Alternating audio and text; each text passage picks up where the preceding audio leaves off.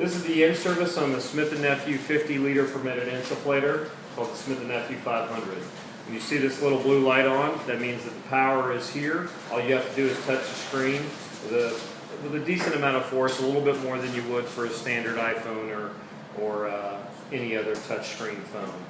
It'll run through a system check. Once that's complete, it'll jump over to a user's manual page, and then it'll jump into presets, which are set up with general laparoscopic, bariatric, pediatric, vessel harvest, and custom. The most common is general laparoscopic. I'm going to run through the settings on each one of these. There's actual pressure at 0, actual flow at 0. Pressure set is at 15. That can be adjusted up or down with the up and down arrows. Varies flow set comes at 5, 25, and 45 for general laparoscopic setting. The liters of gas that are used, you can reset that at any time just by pressing it. It's 0.0 now. And the green tank behind it means that my tank has enough pressure in it to do this case. If it goes to yellow, it's got 100 left in it. If it goes to red, it's got 30, and it's time to change the tank. We can discuss that more later. Going back to the other presets, there's a return arrow. Bariatric, confirm it. Actual pressure 0, flow. The difference here is the flow presets are higher for bariatric patients. Back to pediatric, those are based on the patient's weight.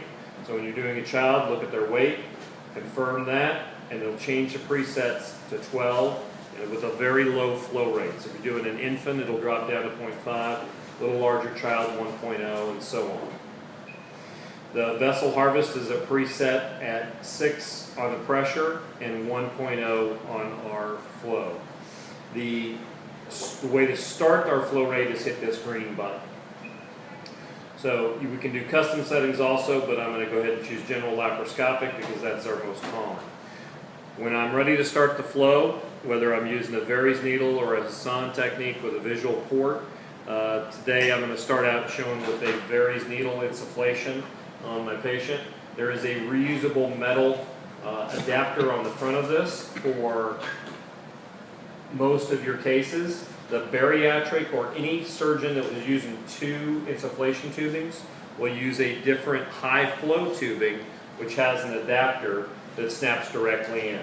If you're going to snap this adapter in, you would just snap out this whole metal piece and this adapter would snap directly in. Okay? Again, those are for the bariatric Da Vinci cases and the surgeons who typically use 2 insufflations at Rex. It's most commonly Dr. Addison Miller.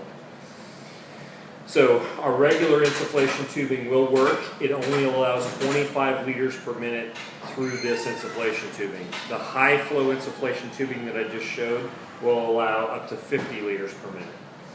So we're going to start our case here. We've got our pressure set at 15, our Verries flow set at 5, which is a low setting. And again, that's physician, surgeon dictated. They may want to go higher flow earlier. The only thing that I would warn you on is this will insufflate much quicker than previous insufflators. So you will notice a huge difference. And if you're in the wrong spot, you'll be in the wrong spot with a much higher amount of CO2. So I would suggest you start low. So that you confirm that you're in a safe space. Go to start our case. We're going to hit our flow start. Our peritoneum here is going to start to fill up. And we typically see between 3.5 and 4.5 liters that go into a patient. So once we start flowing, you'll hear it flowing at a pretty decent rate here of 4 to 5. And again, that varies on the Verries needle. If I were to go up on this Verries needle, it may go up, much higher. So we can see our flow rate is showing restriction because I'm asking it to do 25, and we can only do 8 or 9 through this Verries needle. So we're at about 3.5 liters here. So we're going to start to get fully insufflated, and our pressure should start to come up as we watch. And my bag here has some holes, so it may be a little harder to come all the way up, but we're getting there with our flow rate. So once we know that we're in the correct spot, then we can go ahead and switch over our port from the Verries port to the trocars that have been placed in the patient. And we'll start flowing at a higher rate of flow. So we're basically on the medium setting. We can go all the way up to 45 and get our maximum flow. That gets our pressure right up where we wanted to do, even though my bag has several leaks here, and you can hear those leaks. So like some of the older insufflators, this insufflator has the ability to use a tap tubing. So I'm not sure if you can hear it extremely well, but you can see this bag bouncing. If I use a tap tubing, it makes a full circuit in the patient. This is what the tap tubing looks like, and the tap tubing can be thrown off just like baby insufflation tubing. It'll connect right here where it says tap, and you can connect it to any port. For demonstration purposes, I'm going to connect it to my Very's needle. Once I connect it and open that port, which is very important, this little symbol is going to pop up, and you'll notice it's a constant flow on that peritoneum. No longer is it bouncing, it's making a solid amount of pressure. So that's why the insufflation is really solid. Okay? If you hear it, it's just putting a constant amount. Currently 12 liters per minute, if you see on screen, is your flow rate. But notice the pressure is holding solidly at 15. Okay? So here's our pressure holding at 15, and here's our actual flow rate at 13 right now. Okay? So I'm not saying you have to use the tap tubing, but if you get into a case where you have a significant amount of leakage, it can be very helpful. When you want to stop the flow rate, either during the case or at the end of the case, you just hit the green square and that'll stop our flow rate. All right, we're going to talk about heating the insufflation tubing. The CO2 in the tank is at about 28 degrees. The CO2 does not hold temperature very well, so as the CO2 moves through the 12 foot of tubing, it basically becomes room temperature, which is about 65 degrees.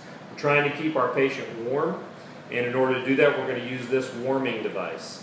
So I'm going to switch over to my other tubing, because I have it pre-cut, and I'll show you how to do that. The warmer connects right here on the front with the red dot up, and you'll see that this little temperature gauge will pop up on screen. That means when it's blinking, it's trying to warm up. This goes to 105 degrees, and this little thermocoupler will set it up to put the patient in at 99 degrees, the CO2 in at 99 degrees. So I've pre-cut my tubing so that it'll fit right on here, and you'll notice I've got about 8 inches of tubing here where I cut it. If you want it to go in at 99 degrees, you have to cut this exactly at 3 inches. It's 2 inches per degree. So every 2 inches, this is going to lose 1 degree of temperature. So if you connect it like this, it'll be a little bit less, but remember our goal is to keep the patient warm. So if it's going in, the gas is going in the 90s, you're good to go.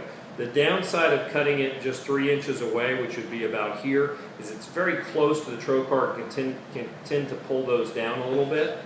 But if you're surgeon, that's a surgeon call whether you want it to go in at exactly at 99 or if you cut a couple more inches back and stay away from that, that portal placement to where it's just a little easier to deal with. If it goes in at 95, it's still going to keep the patient a heck of a lot warmer than if it was going in at 65. So once that's connected and we're reaching our solid temperature of 105 degrees, we can restart our flow, connect our tubing with the snap-in, and now we're going to be putting heated CO2 into the patient.